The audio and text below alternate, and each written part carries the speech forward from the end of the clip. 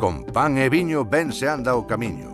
Di un refrán que esconde a metáfora da mesma vida porque sabido é que non só de pan vive o home. O cultivo da vide era un traballo especialmente laborioso e delicado, pero pagaba a pena porque o viño era o estímulo impagable da festa, o acompañante de todas as lerias e faladoiros, a testemunha de tantas confidencias, remedio de moitas doenzas e orixe dese brillo nos ollos que transparenta a ledicia. O viño desata a lingua e fai agromar a cantiga nas roldas das tabernas e furanchos. É ben certo que o viño alegra o corazón.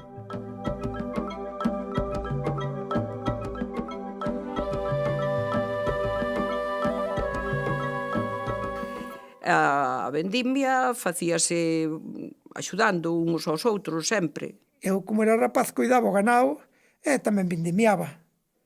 E comíamos, e outra vez, e depois á noite dormíamos na pallasta e termina estábamos 2 ou 3 días, porque era unha viña moi grande. Daban un taquete.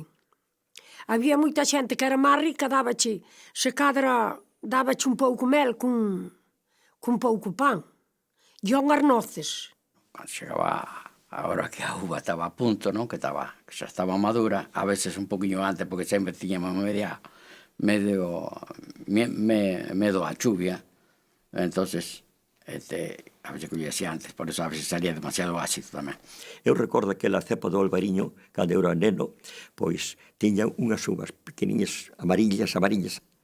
Colíanse as uvas e metíanas nun barril. Sabes que é un barril, non?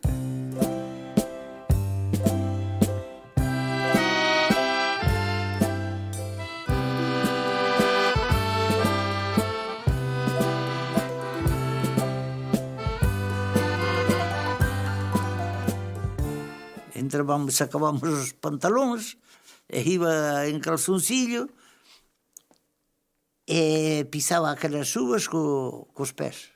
E o viño hai que ter moito cuidado, pisaban o que eu vin cos pés. Lavaban ben os pés, regazaban os pantalóns, ou as calzas, que tamén lle din, e despois pisando ali. Cando ese barril estaba cheo, non podías deixar cheo de todo, porque senón, cando fervía o viño, botaba por fora. Entonces deixaban un pouco máis arriba do medio. E despois o resto había que lavarla unha garra, aí donde prensala, unha prensa, non? Que no pueblo había unha ou dúas, ou mellor, aí no noso había 2 solas. E tiñamos que levarla dun veciño para exprimila, sacalla hasta o último. E tiñan unhas tablas jordas, moi jordas, para lle poñer encima, e había unha prensa que lle daba só unha roda e baixaba a prensa e iba esmajando o viño. A veces aínda se metía en botellas e enterrábase na horta, entre a terra, para que non se puxera agrio, porque, ao millor, daría un mes ou ali temos tal festiña ou temos tal cousa e temos aquelas botellas de viño para comparecer coa xente. Doa, doa, doa, doa, doa, doa, doa, doa, doa, doa, doa, doa, a costureira, o eva, a traballaba na leira, doa, doa, e doa, doa. Por suposto, non había autotonificante máis que un pouco de viño. Daban o que dicían que era moi bon para que pasara o catarro e así. Eu ainda tomo algunhas veces cando teño moito catarro quente, con azúcar. E un día, ainda non hai moitos días, ainda tomamos o Amancio e eu con cada un súa taza de viño de barro con azúcar porque tiñamos unha gripe.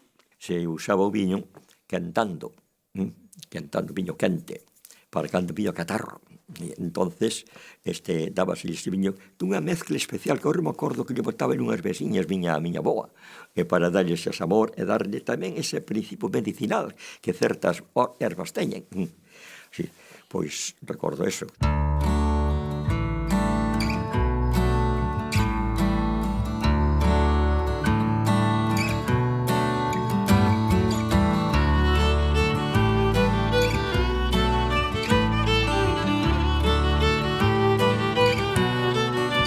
Que é moi boa. E hai quen lle bota ali tamén un pingo de torrisco, de touciño. Tamén pon no lume e esa pinga que cae de grasa, cae na taza e din que é moi bon. Eu esa grasa non a tomo, pero din que é boa. Non, cando se cortaba un dedo, tomábase un pouco arugo por dentro e outro pouco por fora. Se lle botaban á ferida. O aguardente usábase como se fora alcohol, o sea, para desinfectar as feridas, e tamén para curar os catarros a aguardente queimada. Faían as queimadas que dicían que era moi boa para curar os constipados. Había moitas tabernas. Así que os homens nunca tiñan a gripe, porque tomaban unha copa ou dúas e está. Claro, a gripe era para as mulleres que non bebían. Doa, doa, doa, doa, doa, doa, doa, doa, doa, doa, costureira, o doa, traballaba na leira, doa, doa, doa. Pasa a fermentar, e daí pasa a outros barriles, e gárdase nos barriles, depois gárdase o que é o bagazo para facer a caña, daí faise varias clases de orujos, varias clases de caña. Onde hai mal viño, como pasa na miña comarca, pasa en Carbón mismo, por aí, é un viño algo ácido, aguardente, que deixa arranque, é unha preciosa, moi buena. Tiñamos a alquitara, que antes eran uns alquitaras altas para arriba. A aguardente quitan o bagazo das cubas, botas o bagazo na pota, bueno, chamase pota ou alquitarra ou como sea, e despois faiselle lume e destila. A aguardente, despois do bagazo que quedaba, levábase e facíase nun alambique. Era un potón grande de pedra, moi grande, con un espiral. Póñenlle agua debaixo, e despois enchen ese bagazo, e con lume, moi pouco a pouco, vai por como un serpentín ou alambique, e vai chorreando a caña pouquiña a pouco, que ainda leva tempo.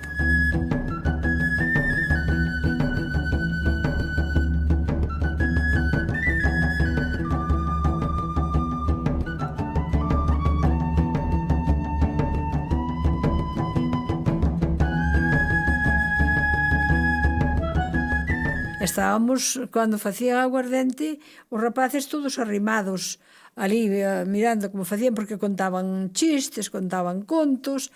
Poñían unhas pedras todo alrededor, enchían os pontorrós. E depois se sentaban o pote ali e depois metían os paus, a leña. E había que terle sempre botarlle candeas, que as follas do piñeiro ali chámanse candeas. Noutros sitios chámase larume ou outras maneiras, non? Había que estar pendiente, tiña que estar algunha persoa velando. E viña o jefe, co aguardenteiro que andaría ali por o pueblo. Eso xa era maior, o aguardenteiro. O aguardenteiro era unha joya. E viña un aniseiro pola porta, estaba a noites e noites a facer o anixe.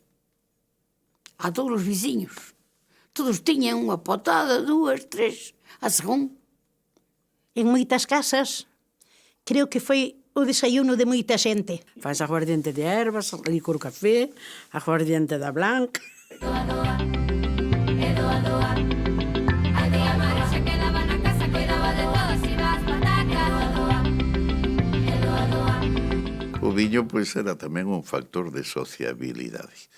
Claro, despois había xa os borrachíns ou borrachuzos xa profesionales. Era un hábito que había, pero non solamente como bebedores, non salían borrachos, solamente por aquello de matar el tiempo.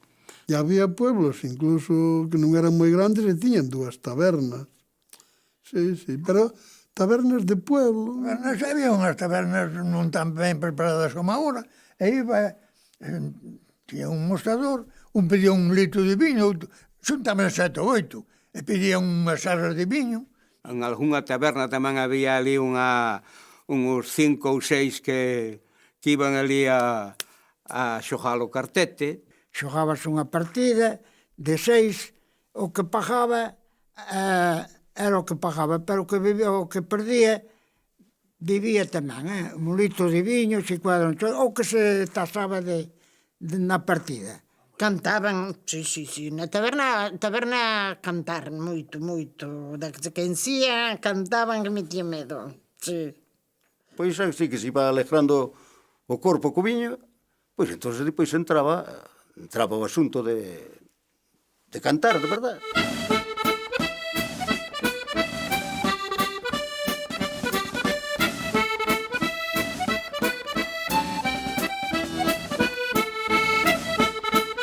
tamén un fillo como meu pai dun taberneiro, ali nas tabernas cantábanse moitas cancións e moitos himnos. Veña, botai uns canecos, trae un bocadillo, trae unha faria, non sabe, daquela vivía esa vida, home. Os xóvenes, pois, íbamos dar mozas e despois esperábamos, xuntábamos na taberna. Daquelas mulleres aos bares non íamos. Ai, sí, home, eu fun taberneira toda a miña vida. No meu pobo había un home que se emborrachaba moito. Emborrachábase moito e despois pagáballas a muller. Entón a muller escapaba e a miña nai escondía sempre para que non lle zuscara. Aquí en Santiago era famoso o churrero, non podo recordar neste momento o nome, outros da época recordo perfectamente, que ademais pasaba a altas horas da noite pola praza do Obradoiro cantando ópera ou cantando zarzuela. E cunha voz aguardientosa que non era precisamente a de Pavarotti. E o que se emborrachaba iba de cuneta a cuneta, xa o vías como iba. Doa, doa.